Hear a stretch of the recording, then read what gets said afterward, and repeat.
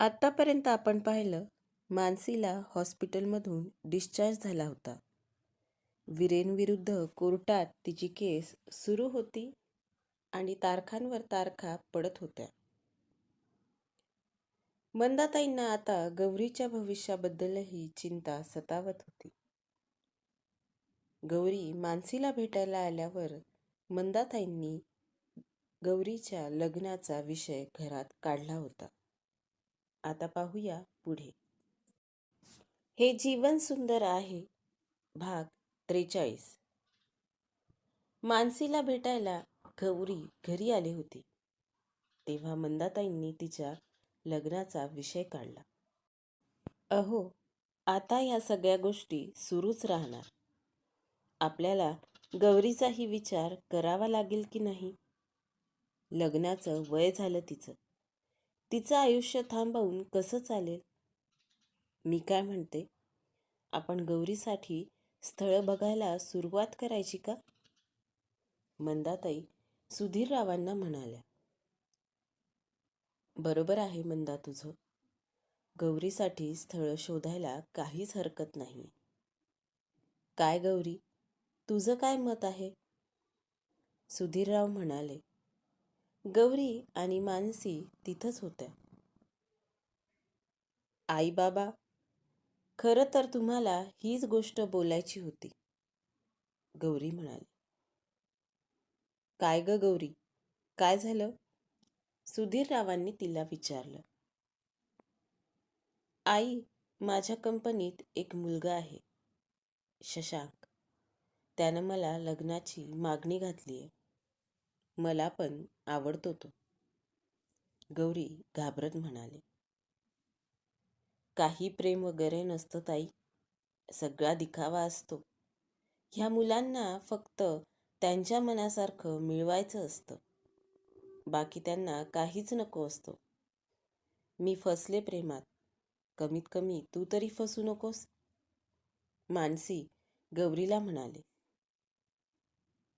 शशांक तसा नाहीये मानसी, गौरी तिला म्हणाली.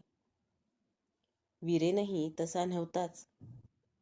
आपण तर सगळे ओळखायचो ना त्याला, आणि त्यानं काय केलं बघतेच आहेस की तू, मानसी म्हणाली. एकटा वीरेन चांगला निघाला नाही याचा अर्थ सगळे पुरुष खराब असतात असं नसतं ना मानसी, गौरी म्हणाली. तुम्ही दोघी अशा वाद घालत बसू नका. ठीक आहे, आपण त्यांच्या घरातल्या लोकांसोबत बोलूया, बघूया मुलगा कसा आहे ते, सुधीरराव म्हणाले. पण मुलगा कसा आहे, त्याच्या घरातले कसे आहेत, कुठे राहतात, त्यांचं घराणं वगैरे आपल्याला काहीच माहीत नाहीये, मंदाताई म्हणाल्या. ज्याच्याविषयी, ज्याच्या घरादाराविषयी सगळं माहिती होतं, तो कसा निघाला हे दिसलंच की. गौरी, तू त्या मुलाला फोन करून सांग आणि त्याच्या वडिलांचा फोन नंबरही घे. मी त्यांना रीतसर आमंत्रण देतो, सुधीरराव म्हणाले. काही दिवसांनी शशांक आणि त्याच्या घरचे लोक सुधीरराव आणि मंदाताईंना भेटायला येणार होते. उद्या पाहुणे यायचेत घरी. मी काय म्हटलं राघव, माईंनाही उद्या इकडेच या म्हणा, मलाही तेवढाच त्यांचा आधार होईल. एक दिवस संध्याकाळी मंदाताई राघवला म्हणाल्या. हो काकू, मी माईला निरोप देतो तुमचा, राघव म्हणाला. आई, मी उद्या रजनीसोबत राघवच्या घरीच थांबते. उगीचच त्या लोकांसमोर मी नको यायला, मानसी म्हणाली. हा काय वेडेपणा आहे? तू काय कोणतं पाप केलं का असं तोंड लपवायला? ते काही नाही, तू इथंच थांबशील, आणि शेवटी ते लोक तुमचे होणारे नातेवाईक असतील ना, त्यांनी तुला स्वीकारायलाच हवं, राघव म्हणाला. बरोबर आहे राघव तुझं. मानसी, काही कुठं जायची गरज नाहीये, सुधीरराव म्हणाले. दुसऱ्या दिवशी शशांक आणि त्याच्या घरचे लोक आले. माईही सकाळीच आल्या होत्या. मंदाताई आणि माईंनी मस्त जेवणाचा बेत बनवला होता. सुधीररावांनी घरातल्या सगळ्यांची त्यांच्यासोबत ओळख करून दिली. शशांक, तू काही म्हटला नाहीस.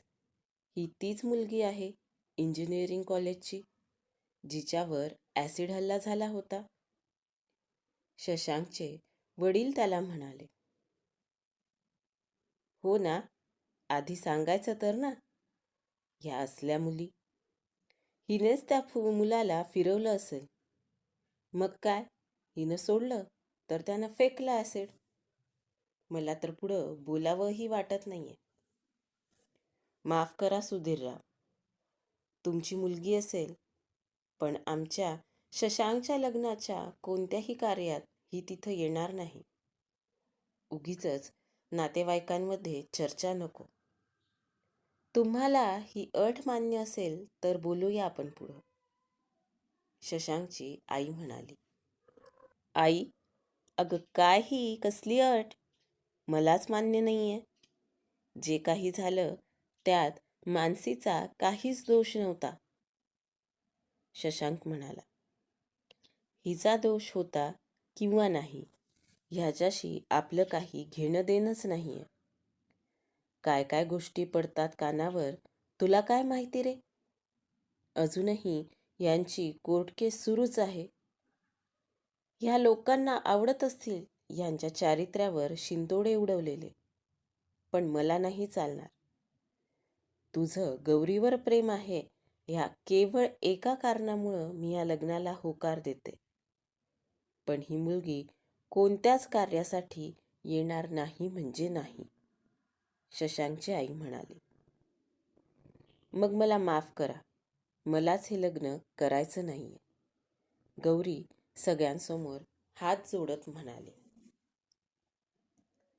ताई, मी नाही येणार ग कुठंच. तू माझ्यासाठी लग्नाला नकार नको देऊ. मानसी रडत आत गेली. माई तिच्या मागे गेल्या. ठीक आहे, आता पुढं काही बोलण्यात अर्थच नाहीये.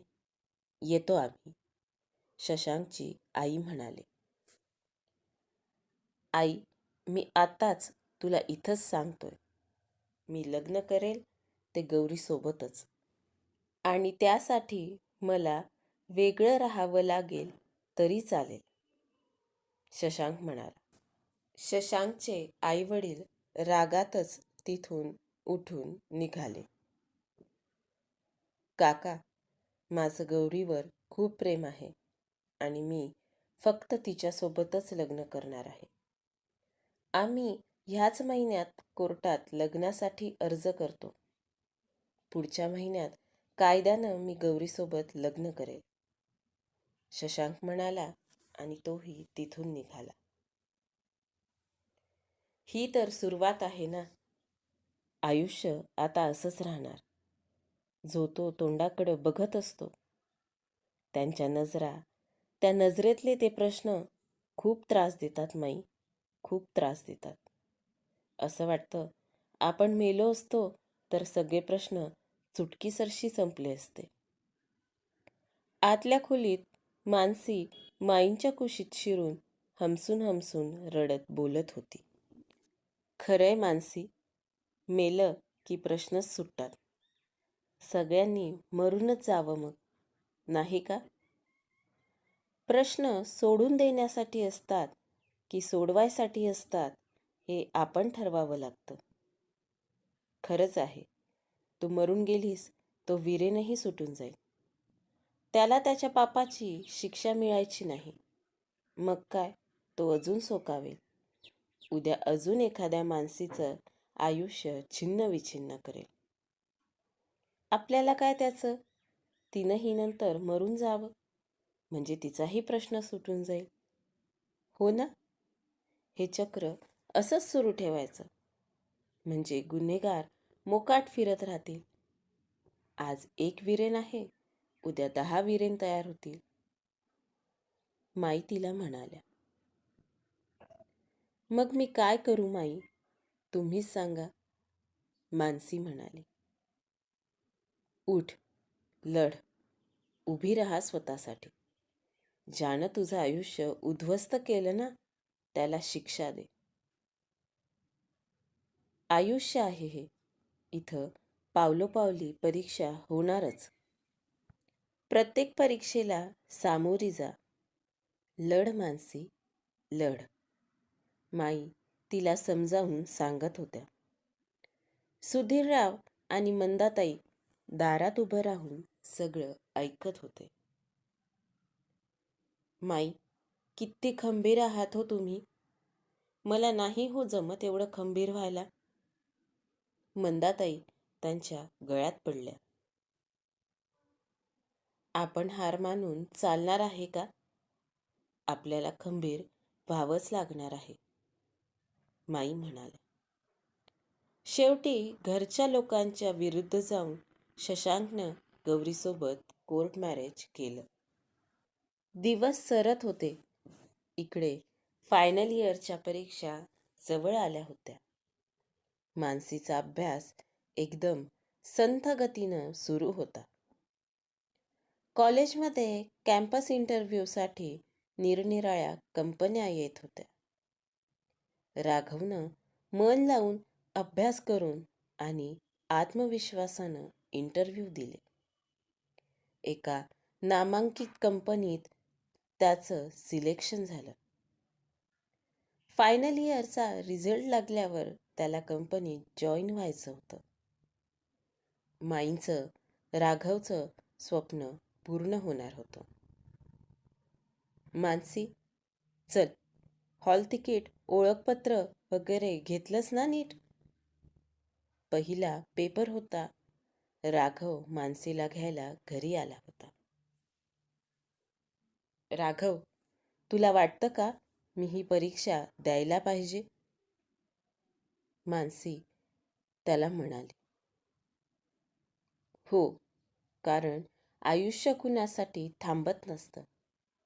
एक मोठा स्पीड ब्रेकर आला मान्य आहे, पण आपली गाडी पुढं गेलीच पाहिजे, राघव म्हणाला. पण माझी इच्छाच नाहीये परत त्या कॉलेजमध्ये जाण्याची, मानसी म्हणाली. का बरं? वाईट आठवणी मिळाल्या म्हणून का? जे चांगलं मिळालं होतं तेही लक्षात ठेव ना. आणि मला एक सांग, एकच गोष्ट तुला कितीदा समजावून सांगायची? अभ्यास नसेल झाला, काही हरकत नाहीये. तिथं नुसती 3 तास बसून आलीस तरी चालेल, पण तू परीक्षा देणार आहेस. राघव मानसीच्या हाताला धरून तिला अक्षरशः खेचत घेऊन गेला. मैत्री असावी तर अशी, मंदाताई त्याच्याकडं बघत म्हणाल्या. खरे, राघवसारखा मुलगा शोधूनही सापडणार नाही, सुधीरराव म्हणाले. राघवमुळं मानसीनं फायनल इयरचे सगळे पेपर दिले. कॉलेजमध्ये गेल्यावर तिला सगळ्यांच्याच नजरा बोचत होत्या, पण मानसीही आता त्याची सवय करून घेत होती. बघता बघता फायनल इयरचा रिझल्ट लागला. राघव नेहमीप्रमाणेच टॉपवर होता. यावर्षी त्याला गोल्ड मेडल मिळालं होतं. मानसी मात्र जेमतेम मार्क घेऊन पास झाली होती. राघव पेढ्यांचा बॉक्स घेऊन मानसीच्या घरी आला. अभिनंदन मानसी. त्यानं एक पेढा मानसीच्या तोंडात कोंबला. नुसतं पास तर झाले, त्याचं कशाला हवं अभिनंदन? मानसी खट्टू मन करत म्हणाली. वेडाबाई, अगं ज्या परिस्थितीत तू परीक्षा दिली ना, या जगाच्या पाठीवर कुणीच नसतं करू शकलं. खरं तर त्या दिवशी तू ताठमानेनं परीक्षा द्यायला गेली ना, त्याच दिवशी तुझा पहिला नंबर आला होता. अर्धी लढाई तर तू तेव्हाच जिंकलीस, राघव म्हणाला. अगदी बरोबर. आहेच माझी मुलगी अगदी शूरवीर, सुधीरराव म्हणाले. हो, पण अजून लढाई संपली कुठं? वीरेनला अजून शिक्षा कुठं झालीये? कधी कधी कोर्टातही उगीच वेळ काढणं सुरू आहे असं वाटतं. त्या वीरेनचे वकील उगीचच दिवस लांब होतात असं नेहमी जाणवतं. मानसी म्हणाली. काही गोष्टी आपल्या हातात नसतात मानसी. कोर्ट आहे ते त्याच्या सोयीनच चालणार, राघव तिला म्हणाला. ते काहीही असू दे, पण लवकरच त्या वीरेनला शिक्षा होईल. माझं मन मला सांगतंय, मंदाताई म्हणाल्या. खरंय, थोडे पेशन्स ठेवावे लागतील आपल्याला, राघव म्हणाला. राघव थोडा वेळ मानसीसोबत बोलत बसला आणि नंतर तिथून त्याच्या घरी पोहोचला. माई स्वयंपाकाच्या कामावरून घरी यायच्याच होत्या. थोड्या वेळानं माई घरी आल्या. राघवनं माईंना पेढा दिला आणि नमस्कार केला. माई, आता ही सगळी दगदग बंद बरं का? पुढच्या महिन्यात माझा जॉब सुरू होईल. आता चांगले पैसे येतील. तू आता मस्त घरी राहायचं आणि आराम करायचा, राघव माईंना म्हणाला. एकटीच घरी राहून काय करू मी? रजनीचं कॉलेज सुरू असतं. तिचं शिक्षण पूर्ण झालं की तिचंही लग्न करून देऊ. मग ती पण तिच्या घरी चालली जाईल, तू तुझ्या ऑफिसात. मग काय, मी मात्र कायम एकटीच, माई म्हणाल्या. ठीक आहे, आपण रजनीसाठी घर जावाई शोधू, म्हणजे रजनी कायम तुझ्यासोबत राहील. चालेल का? राघवच्या या वाक्यावर माईंनी डोक्यावर हात मारला. घर जावाई शोधला तरी चालेल बरं, पण सुनेचं काय तेवढं तू बघून घे, माई त्याला म्हणाल्या.